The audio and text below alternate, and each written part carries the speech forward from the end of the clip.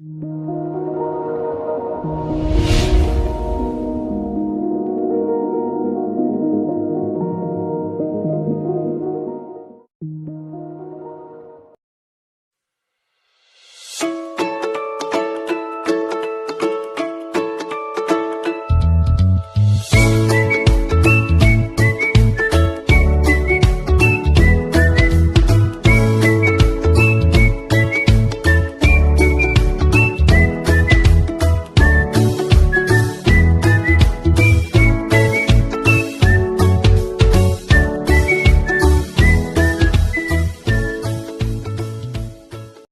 Dek Yuli, apa kabarnya?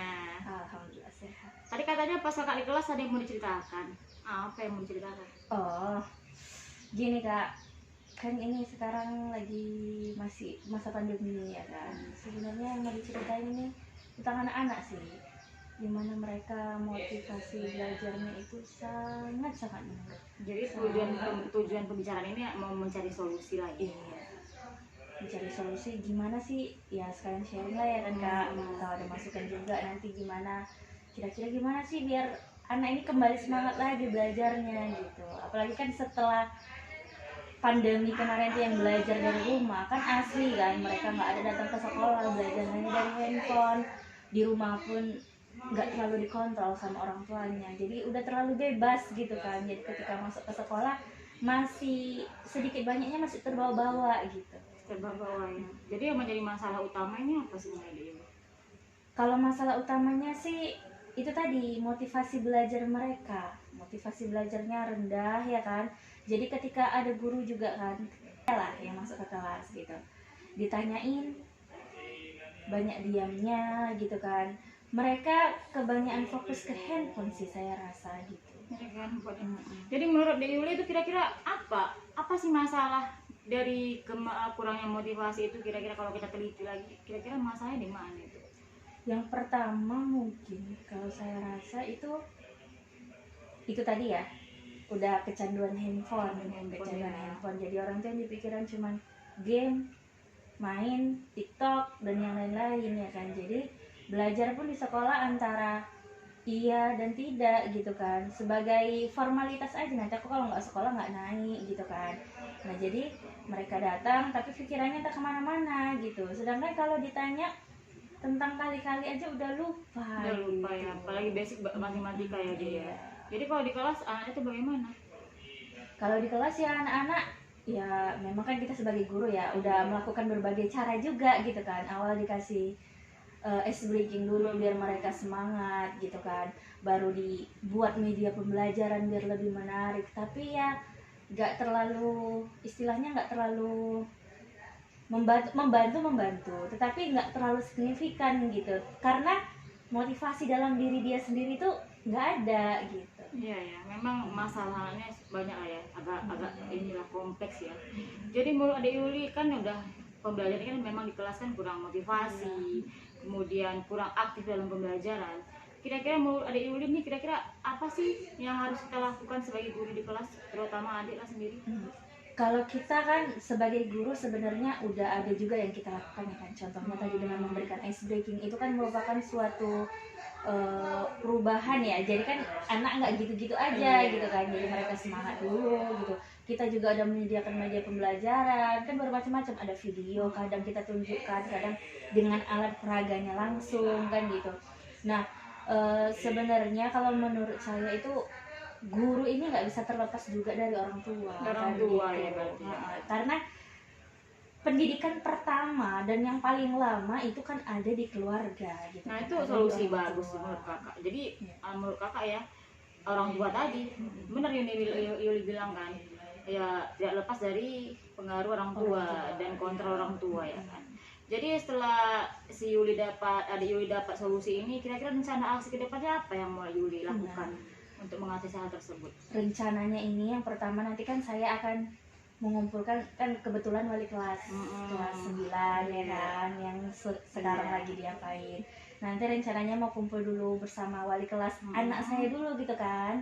Anak saya dulu nanti dikumpulkan wali kelasnya, ya mau ingin bekerja sama lah gitu sama orang tua.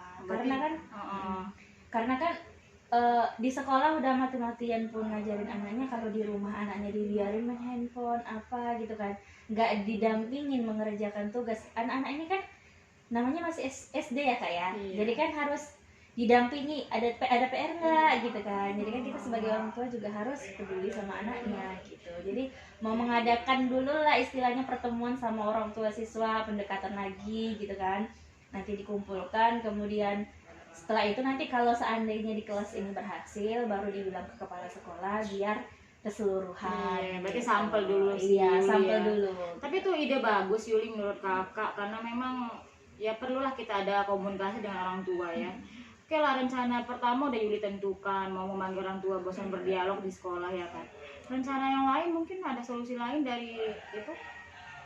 Ya itulah, kita kan nanti itu kan sama orang tua bekerja sama, dan kita juga sebagai guru ya harus memperbaiki diri juga ya Gitu kan. ya. Nah, Berarti dengan ada- tetap iya, betul. belajar mencari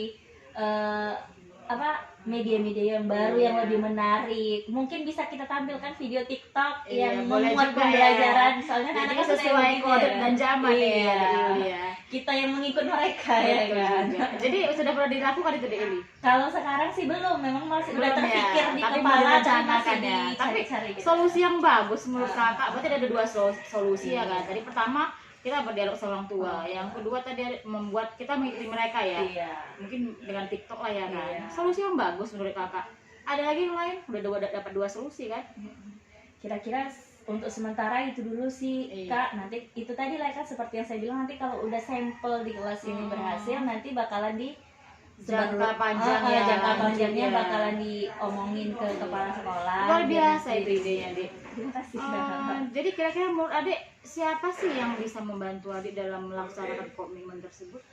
Kalau yang membantu otomatis karena tadi sasaran kita siswa ya kan, pasti tadi orang tua itu perannya sangat luar biasa ya Libat kan. orang tua ya. Orang tua, kemudian siswanya sendiri juga pasti akan terlibat kan gitu. Kemudian ya guru-gurunya juga sebagai guru, kemudian kepala sekolah, dukungan sekolah juga sangat penting gitu kan. Iya, Nanti kalau berarti kita mau ngadakan Orang tua ya. mengadakan pertemuan sekolah nggak mengizinkan kan gimana kan, berarti nggak ada Berarti juga dukungan, berarti kan harus ada dukungan dari sekolah juga. Nah, berarti Yuli udah mantap nih menentukan rencana aksi, terus udah dapat solusi sendiri ya kan? Mantap itu deh Yuli. Cuman tinggal berkomitmen untuk ke depannya. Nah, kira-kira sudah siap melaksanakan komitmen tersebut? Insya Allah harus siap. Harus siap ya. siap. Masih ingat tadi apa komitmennya bisa diulang? Komitmennya itu Yang tadi pertama yang pertama memanggil orang tua, iya. Terus kedua kemudian untuk belajar lagi sebagai gurunya guru, belajar lagi ya. ya. Belajar sesuai perkembangan zaman kan gitu. Jadi nggak hanya menjelaskan ceramah gitu. Anak-anak kan bosan. Iya betul juga ya di Yuli ya. Tadi yang ketiga tadi dapat dukungan lah ya. Oke mantap deh. Gini loh kakak ini kan memang sebenarnya pengen kali berdiskusi, mendengarkan cerita Yuli ini panjang lebar kan. Cuma masalahnya kakak pun lagi mau cepet-cepet juga ini ada urusan. Gak apa-apa Iya, ya. nggak apa-apa. Nanti lain waktu kita jumpa Iya. lagi ya. Boleh Boleh, Kak? cerita-cerita Boleh. lagi ya. Siap kakak mendengarkan. Boleh nanya lagi Yuli. Boleh. Tadi kan Yuli nanya kakak nih kan. Iya. Ini kakak nanya Yuli ya kan. Kira-kira setelah Yuli cerita seperti ini apa yang Yuli rasakan? Yang saya rasakan sih agak sedikit plong ya kan. Plong Nah, ya. plong. Syukurlah kalau Ah, gitu. Karena kan kakak tadi juga Iya. maksudnya kan bertukar pikiran. Saya bilang gini, solusinya kak gimana? Oh bagus gitu kan. Jadi istilahnya ada yang mendukung juga gitu kan. Karena Tapi yang perlu diingat ya Yuli, kakak itu cuman membantu memfasilitasi. Iya. Tetap Yuli sendiri yang memilih solusi ya kan, yang menentukan solusi. Karena nanti kalau solusi datang dari kakak belum tentu cocok. Iya. Tapi alhamdulillah menurut kakak itu udah luar biasa, mantap.